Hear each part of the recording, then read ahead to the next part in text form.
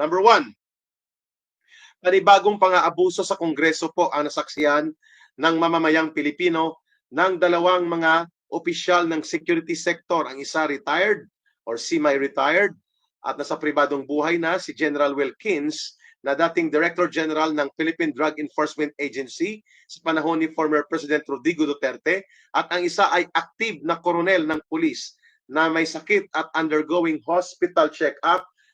Si Colonel Grijaldo ay pareho pong ipinakontempt at pinapakulong ng abusadong tuwadkom ni Martin Romualdez at nila Ace Barbers, Paduano, Acop at iba pang mga hambog na mga buayang kongresistang nasa loob ng tuwadkom na ito. So yan ang nating topic na pag-uusapan. Congress is not above the law.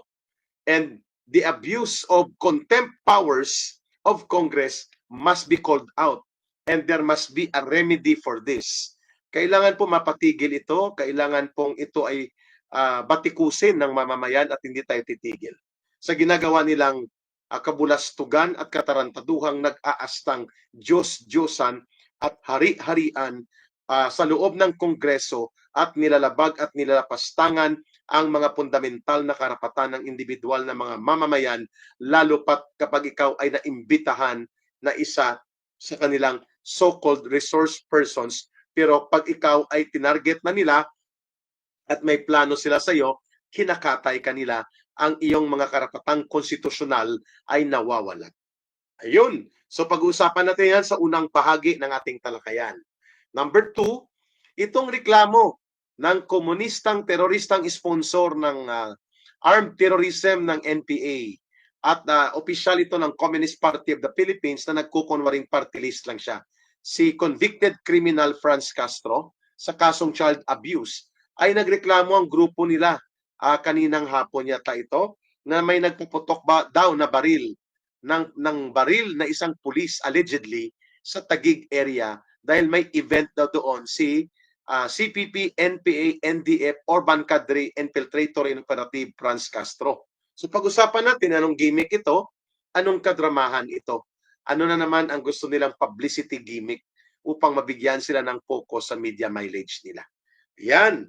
Number 3, itong panawagan ni Presidente Marcos Jr. na dapat daw tutukan ng Philippine National Police ang mga krimen tungkol sa child abuse. So kung magtungkol sa child abuse, hindi dapat pinakulong mo at ginawan mo ng paraan na makulong ang mga convicted criminals na urban operatives ng CPP, NPA, NDF because they were convicted with the crime of child abuse sa Regional Trial Court sa Tagum, Davao del Norte.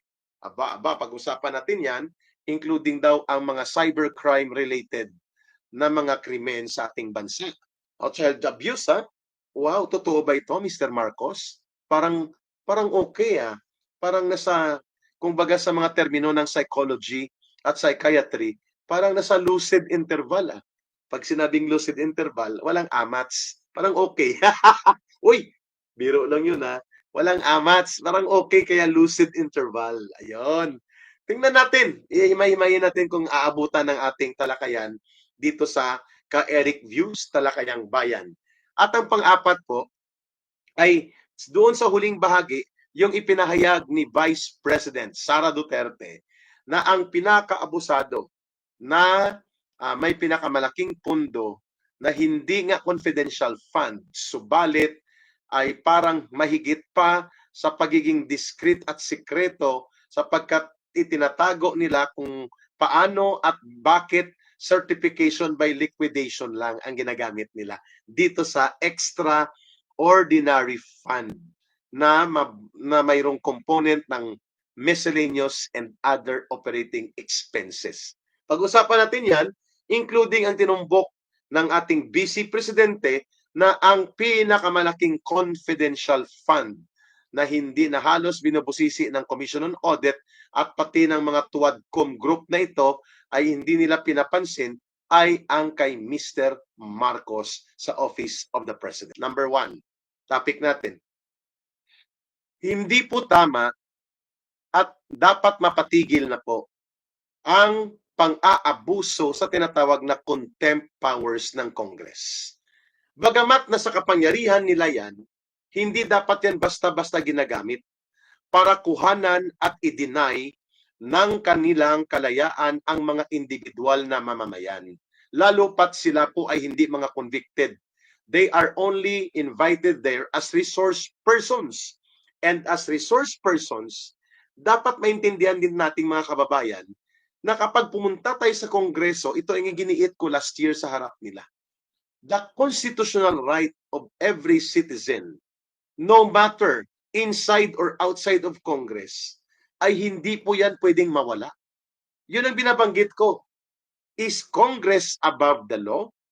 And can Congress suspend the constitutional rights of the individual citizens ng mga mamamayang Pilipino who are invited as guests and resource persons? Kung hindi nila nagustuhan ang karakas mo at ang iyong pagsagot sa kanila, at hindi nila nagustuhan ang line of answering mo, at mayroon silang game plan sa iyo na ipahiya ka, ibuli ka, at ikaw ay ipakulong nila basta-basta, pwede ba yon? Mga kababayan, hindi po yan pwede. Illegal po yan. Ano ang nakasaad sa batas? Ang pinakamataas na batas sa ating bansa ay ang saligang batas. The Philippine Constitution states clearly, pakinggan po ninyo ito, nasa Bill of Rights po ito, at ito po ay diwa ng pinaka-espiritu ng konstitusyon natin. No person shall be deprived of life, liberty, and property without due process of law. Ibig sabihin po, hindi ka pwedeng tanggalan ng karapatan at kalayaan mo na malaya ka makagalaw, may liberty ka, at may pagmamay-ari ka sa property, individual o pribado, at mayroon ka pong karapatan sa tinatawag na pangalagaan at proteksyonan ang buhay mo. Without the due process of law, ibig sabihin, kung wala kang kinakaharap na kaso at korte ang nagsasabi na ikaw ay dapat ikulong at ikaw ay napagdesisyonan sa isang trial o sa isang paglilitis, walang sino man ang pwedeng may karapatan na kuhanan ka ng iyong constitutionally guaranteed fundamental right.